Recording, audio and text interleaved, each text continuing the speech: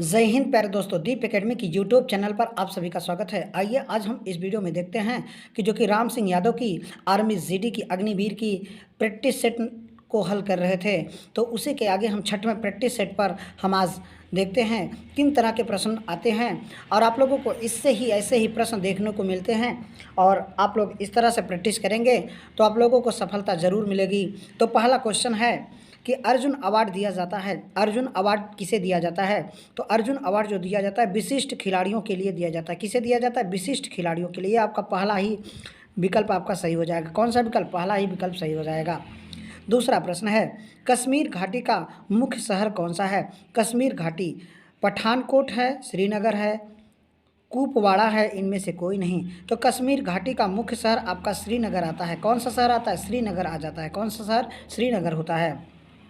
तीसरा प्रश्न है कि किस देश को मध्य रात्रि के सूर्य का देश कहा जाता है? तो मध्य रात्रि के सूर्य का देश आपको किसे कहा जाता है? तो आपका विकल्प कौन सा सही हो जाएगा? नॉर्वे को। जापान को उगते हुए सूरज का देश कहा जाता है। तो आपका किस देश में मध्य रात्रि सूर्य का देश कहा जाता है? तो नॉर्वे को कहते हैं, नॉर्वे को कहते हैं। अगला चौथा प्रश्न है कि सत्यमेव जयते कहाँ से लिया गया है? तो सत्यमेव जयते मुंडकोप निषद मुंडकोप उपनिषद से लिया गया है। मुंडकोप उपनिषद से लिया गया है सत्यमेव जयते। अगला हॉटलाइन क्या है? आपसे पूछा जा रहा है हॉटलाइन क्या है? तो हॉटलाइन आपका है क्या? एक दूर संचार कड़ी है। एक दूर संचार कड़ी, एक विद्युत तार, एक दूर संचार कड़ी ही आपका सही है। कौन सा विकल्प? आपका दूसरा विकल्प सही है। अगला 7वें नंबर का प्रश्न है, बिहू किस राज्य का परंपरागत नृत्य है? बिहू बिहू आपका असम में है क्या?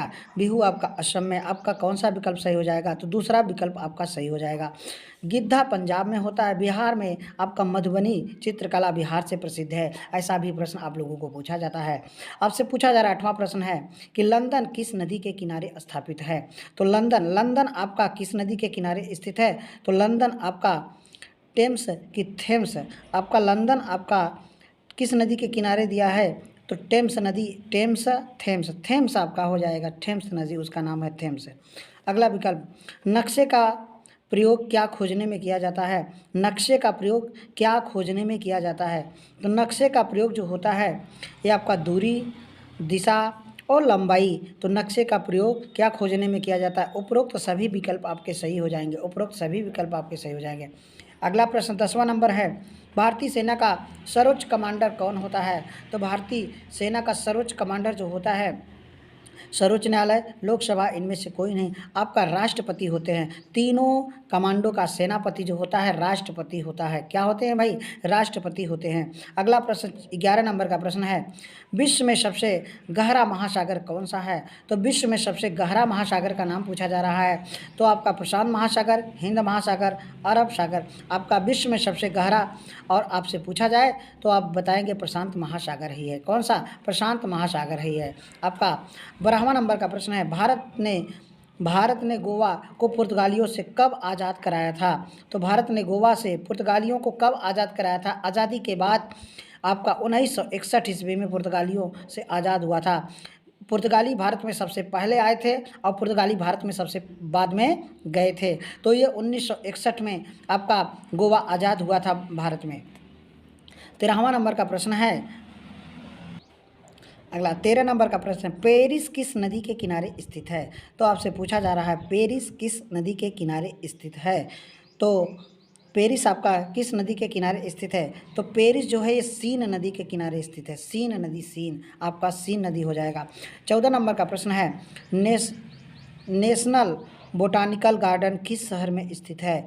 तो नेशनल बोटानिकल गार्डन किस शहर में स्थित है? तो आपका विकल्प नेशनल बोटानिकल गार्डन जो है आपका लखनऊ में है। कहाँ पर स्थित है? लखनऊ, आपके लखनऊ शहर में स्थित है। नवाबों का शहर लखनऊ को कहा जाता है। नवाबों का शहर किसे कहा जाता है? तो नवाबों का शहर लखनऊ को कहा जाता है। अगला 15 नंबर का प्रश्न है H1N1 क्या है? H1N1 क्या है? तो H1 और N1 ये क्या है? आपको खांसी है, वर्ल्ड फ्लू है, स्वाइन फ्लू है, इनमें से कोई नहीं। तो आपका विकल्प कौन सा सही हो जाएगा? तो H1N1 ये क्या है? ये स्वाइन फ्लू है। क्या है? Swine flu. आपका विकल्प कौन सा? तीसरा विकल्प आपका सही है। तो यहाँ से आपका सामान्य विज्ञान शुरू होता है। 20 क्वेश्चन आपको, 15 क्वेश्चन आपको जो दिए गए थे ये जीएस से, इतिहास, भूगोल, संविधान सबसे मिला के क्वेश्चन बनता है। और अब यहाँ से आपका साइंस क्वेश्चन आता है। तो 16 नंबर का क्वेश्चन है कि एल्युमिनियम का मुख्य घटक कौन सा है? तो एल्युमिनियम का मुख्य घटक आपका बॉक्साइड होता है। एल्युमिनियम का मुख्य घटक क्या होता है? बॉक्साइड होता है। क्या होता है? बॉक्साइड होता है। 17 नंबर का प्रश्न है हास्य गैस कौन सी है? तो हास्य गैस, लाफिंग गैस जो होती है उसे हम नाइट्रस ऑक्साइड के नाम से जानते हैं। तो नाइट्रस ऑक्साइड होता है, नाइट्रस ऑक्साइड होता है। अगला 18 नंबर का प्रश्न है आग बुझाने के लिए कौन सी गैस काम में ली जाती है?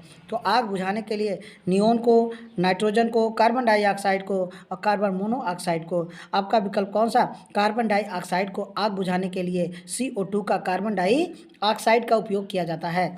19 नंबर का प्रश्न है कौन सा स्तनपायी अंडे देता है? चमगादड़, कंगारू, चिड़िया और डक बर्ड। तो आपका आंसर कौन सा विकल्प सही हो जाएगा? तो विकल्प आपका चमगादड़ नहीं, चमगादड़ जो होते बच्चे देते हैं, कंगारू बच्चा, चिड़िया आपसे पूछा जा रहा है कौन सा स्तनपायी है? तो डक वर्ड प्लेटिपस। आपका ये आंसर विकल्प सही हो जाएगा। कौन सा? चौथा विकल्प आपका सही हो जाएगा। 19 नंबर का प्रश्न हो गया आपका। 20वां नंबर रोस्कोपी का संबंध किससे है? तो सर्जरी और रोग की जांच के लिए, 21 नंबर का प्रश्न देखते हैं द्रव्य की चतुर्थ अवस्था क्या कहलाती है? तो द्रव्य की चतुर्थ अवस्था ठोस, द्रव, गैस और आपका प्लाज्मा क्या कहलाती है? तो प्लाज्मा आपकी कहलाती है। तीसरा विकल्प आपका सही हो जाएगा। निम्न में से कौन सा मिश्रित उर्वरक है? मिश्रित उर्वरक urea, CAM, ammonia sulphate, NPK। आपका कौन सा विकल्प सही हो जाएगा? तो NPK ये आपका मिश्रित, कौन सा मिश्रित उर्वरक है? NPK है। कौन सा? NPK है। 23 नंबर का प्रश्न है निम्न में से गाय का दूध किस विटामिन का प्रचुर स्रोत है? गाय के विटामिन में कौन सा विटामिन सबसे अधिक मात्रा में पाया जाता है? Vitamin D, vitamin C, vitamin B। Vitamin A गाय के दूध में सबसे अधिक प्रचुर मात्रा में विटामिन A पाया जाता है विकल्प के हिसाब से। अगला टाइफाइड किस हिस्से को प्रभावित करता है? तो टाइफाइड जो होता है किसको? यकृत को, फेफड़ा को, आपको पेट को, आंत को। टाइफाइड जो बुखार होता है ये केवल आंत को प्रभावित करता है। सबसे ज़्यादा किसे प्रभावित करता है? आंत को प्रभावित करता है। अगला 25 नंबर किस दांत के 3 जड़ें होती हैं? किस दांत के 3 जड़ें होती हैं? आपसे पूछा जा रहा है किस दांत के 3 जड़ें होती हैं? Molar, premolar, incisor, canine. आपका विकल्प कौन सा? तो मोलर किस दांत के 3 जड़ें होते हैं? तो मोलर जो दांत होता है उसके 3 जड़ें होते हैं। 26 नंबर का प्रश्न है इनमें से किसके पाचन में लार मदद करती है? किसके पाचन में लार मदद करती है? प्रोटीन के पाचन में, वसा के पाचन में, रेशा के पाचन में, स्टार्च के पाचन में। तो किसके पाचन में? 26 नंबर का प्रश्न का विकल्प कौन सा? स्टार्च के पाचन में। किसके पाचन में लार मदद करती है? तो स्टार्च के पाचन में लार जो होती है वो मदद करती है। क्या आपका विकल्प सही हो जाएगा? तो विकल्प आपका 26 नंबर का प्रश्न है निम्न में से किसके पाचन में लार मदद करती है? तो स्टार्च के पाचन में जो होती है लार मदद करती है। निकट दृष्टि दोष किस कारण से होता है? तो आइरिस के स्थान बदलने से, कमज़ोर मांसपेशियां होने से, आँखों के पुतली के आकार परिवर्तन, रेटिना की कमजोरी से। तो आपसे क्या पूछा जा रहा है? निकट दृष्टि दोष। निकट दृष्टि दोष वह दोष है जिसमें निकट की वस्तुएं स्पष्ट दिखाई ना दे, दूर की वस्तुएं दिखाई दे। तो आँख के पुतली के आकार में परिवर्तन होता है। आपका विकल्प कौन सा सही होता है? तो आपका तीसरा विकल्प आपका सही होता है। कौन सा विकल्प? तीसरा विकल्प सही होता है। मनुष्य के मस्तिष्क का वजन कितना होता है? तो मनुष्य के मस्तिष्क का वजन लगभग आपका 1500 ग्राम होता है। लगभग कितने ग्राम का होता है? तो 1500 ग्राम का होता है। अगला निम्न में से कौन सा संक्रामक रोग हवा में फैलता है? तो उसका नाम क्या है? तपेदिक है, तपेदिक। अगला 30वें नंबर का प्रश्न है पानी का घनत्व अधिकतम होता है। तो पानी का घनत्व अधिकतम क्या होता है? तो पानी का घनत्व जो होता है अधिकतम, जो 0 डिग्री सेंटीग्रेड, 4 डिग्री सेंटीग्रेड और 100 डिग्री सेंटीग्रेड। तो पानी का अधिकतम घनत्व जो होता है वो 4 डिग्री सेंटीग्रेड होता है। तो यहाँ आपका साइंस था और आप अपने जीएस क्वेश्चनों को आपने प्रैक्टिस किया। अगले प्रैक्टिस सेट का हम जीएस देखते हैं क्वेश्चन। तो पहला क्वेश्चन है, भारत में मुद्रा करेंसी की छपाई डैश डैश डैश के द्वारा की जाती है। तो भारत में करेंसी नोट की छपाई किसके किसके द्वारा की जाती है? तो किसके द्वारा की जाती है? तो भारतीय रिजर्व बैंक। आपका पहला तीसरा विकल्प सही है। कौन सा विकल्प? तीसरा विकल्प सही है। पहले प्रश्न का कौन सा विकल्प सही है? तीसरा विकल्प आपका सही है। अगला प्रश्न, दूसरा प्रश्न देखते हैं, भारतीय संविधान के किस अनुच्छेद के अंतर्गत किसी राज्य में राष्ट्रपति शासन लागू किया जा सकता है? तो राष्ट्रपति शासन जो लागू किया जाता है 356 के अनुसार राष्ट्रपति शासन लागू किया जाता है। तीसवां प्रश्न देखते हैं, डैश डैश ने सती प्रथा के उन्मूलन में अभूतपूर्व योगदान दिया था? विवेकानंद, राजा राम मोहन राय, दयानंद सरस्वती और एनी बेसेंट। आपका विकल्प कौन सा सही हो जाएगा? तो तीसरे प्रश्न का विकल्प राजा राम मोहन राय ने ब्रह्म समाज की स्थापना भी किया था और सती प्रथा का अंत भी। अगला चौथा प्रश्न है, इंडियन सुपर लीग भारत में डैश डैश डैश के खेल को प्रोत्साहन देने के लिए एक प्रयास है। Indian super league hockey, cricket, kabaddi और फुटबॉल। इंडियन लीग आपका फुटबॉल होता है। इंडियन सुपर लीग भारत में डैश डैश डैश खेला जाता है। तो आपका विकल्प कौन सा? चौथा विकल्प आपका सही हो जाएगा। पांचवा प्रश्न का आंसर देखते हैं, dash dash dash mount Everest पर चढ़ने वाली भारत की प्रथम महिला कौन थी? तो पीटी उषा। पीटी उषा को उड़न परी कहा जाता है। कर्ण मल्लेश्वरी, आपका बछेंद्री पाल, फातिमा बीबी। फातिमा बीबी, जो फातिमा बीबी जज थी, न्यायाधीश बनने वाली। तो आपसे प्रश्न है, पांचवें प्रश्न देखते हैं कि माउंट एवरेस्ट पर चढ़ने वाली, तो आपका बछेंद्री पाल, माउंट एवरेस्ट भारत की बछेंद्री पाल। अगला छठवें नंबर का प्रश्न है, भारत में आने वाले प्रथम ईसाई धर्म प्रचारक कौन थे? भारत में आने वाले प्रथम ईसाई धर्म कौन थे? भारत में आने वाले प्रथम ईसाई धर्म प्रचारक कौन थे? तो छठवें प्रश्न का विकल्प आपका सेंट थॉमस आपका पहला ही विकल्प सही हो जाएगा। प्रदूषण नियंत्रण के लिए ऑड इवन पॉलिसी प्रायोगिक तौर पर 1 जनवरी से 15 जनवरी 2016 तक डैश डैश डैश में लागू की गई थी। तो प्रदूषण नियंत्रण के लिए ऑड इन पॉलिसी प्रायोगिक तौर पर 1 जनवरी से 15 जनवरी 2016 तक डैश डैश डैश में लागू की गई थी। तो सातवें प्रश्न का आंसर दिल्ली में प्रदूषण सबसे ज़्यादा था, इसलिए वहाँ पे लागू किया गया था।